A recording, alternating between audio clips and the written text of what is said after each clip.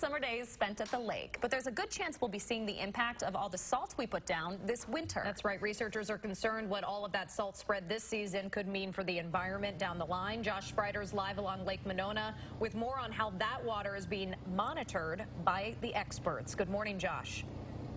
Good morning. We are already starting to see a little bit of a water gap between land and the ice, and UW researchers are anxiously awaiting that spring thaw so they can test the concentration of that salt. We probably don't need to tell you that when we put salt down on the roads, it makes the lakes, well, saltier.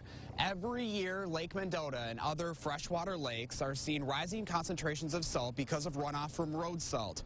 Mendota has a chloride level 25 times the amount it had before salt started being spread on the roads around 80 years ago. Of course, the size of the lake makes a big difference. UW limnologist and assistant professor Dr. Hillary Dugan says it takes longer for larger lakes like Lake Mendota to see a high chloride level versus smaller lakes such as Wingra. You have to remember that any salt that gets put on the ground is going to end up in water, either in groundwater or in surface water.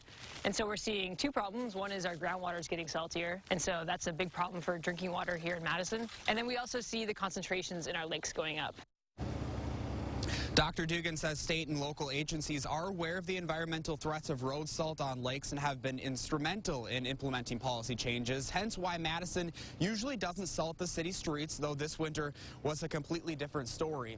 And even though that salt is a big concern, phosphorus is still the #1 polluter of our area lakes, which we know from years past how bad that can be when we get that heavy rain and all of that material washes into the lakes and we get those big algae blooms where we can't even enjoy the beaches and go into the water. So researchers looking at a lot here, but again, anxiously awaiting these lakes to thaw out so they can test that salt concentration. Yeah, that algae bloom, a huge problem last summer. Hoping that's not the case this year. Josh Spreiter reporting live for us. Thank you, Josh. 5:35 right now. Down in Rock County, people living in the town of Milton are